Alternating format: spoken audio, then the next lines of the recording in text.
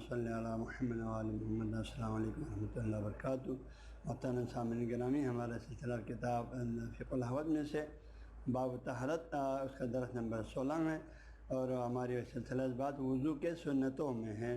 وضو کے سنتوں میں سے کہ یہ ہے، اب اس میں جو ہماری دعائیں ہیں ان پہ آ گیا ہے۔ سنتوں میں سے چہرہ دھوتے وقت جو دعا ہم پڑھتے ہیں، ہاں جی، اور اس طرح سر مسح کرتے ہوئے، ہاتھوں کو دھوتے ہوئے، پاؤں مسح کرتے ہوئے، ان دعاؤں کے وہ سلسلہ آ رہا ہے۔ یہ دعاؤں کو پڑھنا بھی سنت ہے، ہاں جی، یہ دعائیں پڑھیں گے آپ کو ثواب زیادہ ملے گا۔ یہ جو ہم ملت نواشہ کے لیے بہت بڑی فخر کی بات ہے۔ یہ دعائیں عالم اسلام کی حدیث کی تمام کتابوں موجود ہے، اہل سنت کے پاس بھی موجود ہے، اہل تشیع کے ناس بھی موجود ہے، حدیث کی کتابوں میں پیارے نبی سے منقول ہے یہ سب دعا۔ لیکن پڑھنے کے توفیق ہمارے ایک بچے کو بھی یاد ہے، ان کے بڑوں کو بھی یاد نہیں، ہمارے بچوں کو بھی یاد ہے، یہ اللہ کا کرم ہے۔ لیکن یہ سب جو اس عظیم ہستی کا ہمارے اوپر احسان ہے، حضرت امیر کبیر رحمۃ اللہ علیہ، کہ آپ نے اسلام کے ایک ایک سنت کو بھی ہمیں عملی کر کے دے دیا۔ ہر نماز ہو، روزہ ہو، زکوٰۃ ہو، جو بھی عبادتیں ہیں ان کے اندر موجود واجبات، سنتیں، نوافل، ہر چیز کو آپ نے ایک ایک کر کے بیان کرنے کے ساتھ عملی بھی کر کے دیا۔ اس لیے ہمارے علاقوں میں یہ چیزیں نواشی مسلک کے اندر یہ دعائیں ہمارے عملی زندگی میں داخل ہے۔ ہم بچوں کو جب تک یہ دعائیں سکھاتے نہیں، نماز ہی نہیں پڑھا سکھاتے ہیں، تاکہ ان کو تمام نماز کی دعائیں، سنت، واجبات، ہر چیز یاد ہو۔ تو ان دعاؤں کی ذہن میں ہے، یہ ہم خوش نصیب لوگ ہیں۔ کتابوں میں تو سب کے نزدیک ہے، عمل کی توفیق اللہ نے ہمیں دیا ہوا ہے۔ تو ان وضو کے سنتوں میں سے ایک سنت یہ ہے، وَأَن تَقُولَ،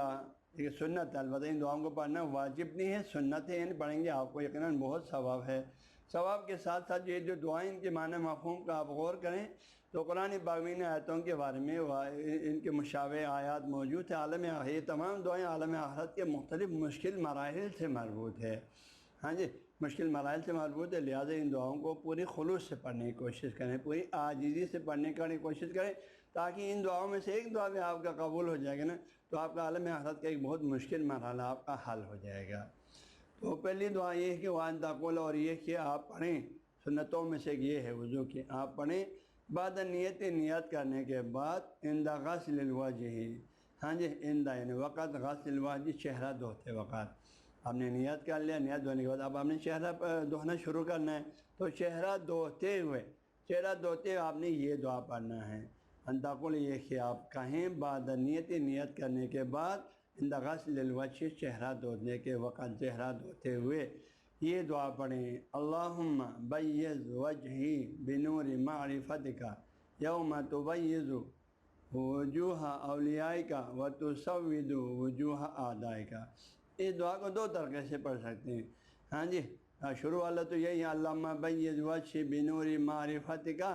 یوم تبیض بھی صحیح ہے، یوم تبیض بھی صحیح ہے، لیکن تبیض پڑھیں گے تو وجوہ اولیائک، جیسے یہاں لکھا ہے ایسے پڑھیں گے، لیکن تبیض پڑھیں گے تو وجوہ اولیائک پڑھیں گے۔ اس طرح وہ تسود پڑھیں گے جیسے یہاں لکھا ہوا ہے تو پھر وجوہ اعدائک پڑھیں گے، لیکن اگر تسود پڑھیں گے تو وجوہ اعدائک پڑھیں گے۔ اعراب میں تھوڑا فرق ہے، لیکن دونوں طریقہ درست ہے، دونوں لحاظ سے معنی میں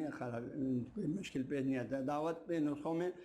دونوں طریقوں سے یہ عبارت ایسے مل جاتی ہے، حدیث کی کتابوں میں بھی، ہمارے دعوت کے نسخوں میں بھی، حقے میں بھی یہاں آیا ہوا ہے۔ تو دعا جو ہے کیا، یہ ہے اللہم، اے اللہ، اللہم جہاں بھی آئے گا اس میں یہ اللہ ہے، یا اللہ کے قائم مقام ہے، اللہم، یا کو حذف کر دیں، اس جبر آخر میں میم مشدد لگا دیتے ہیں، تو یہ میم مشدد جو شد والی میم آخر میں، یہ اسی لفظ یا کے قائم مقام ہے۔ تو اللہم یعنی اے اللہ پروردگارہ، کیونکہ اللہ تعالیٰ کے اسماء میں سے سب سے عظیم ترین اسم اللہ ہے، جو اللہ کی ذات اقدس ہے، الہ کا نام مبارک ہے، نام مقدس ہے۔ جب آپ نے اللہ کہہ کر پکارا نا تو اللہ کی تمام صفات کے ساتھ پکارا ہے،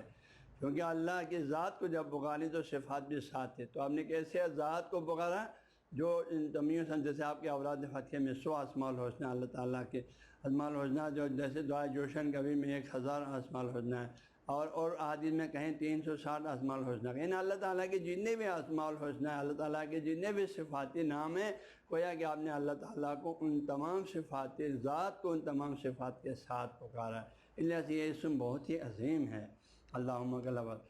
تو اللہم اے اللہ، اے پروردگار، بیض،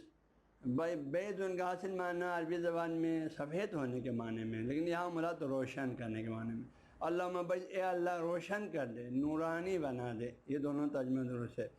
اے اللہ جو ہے تو روشن کر دے، منور فرما، ہاں جی نورانی کر دے، منور کر دے، کیا چیز؟ وجہی، یہ یا میں کے معنی میں، میرے کے معنی میں، وجہ چہرہ، وجہی میرے چہرے کو، اے اللہ میرے چہرے کو تو روشن کر دے، میرے چہرے کو تو منور بنا دے، ہاں جی کب؟ بنور معرفت کا، تیری معرفت، اللہ تعالیٰ تیری معرفت کے نور سے، کیونکہ اللہ کے بندہ کو جب اللہ کی معرفت ہوگا نا، سب سے عظیم چیز اللہ کی معرفت ہے۔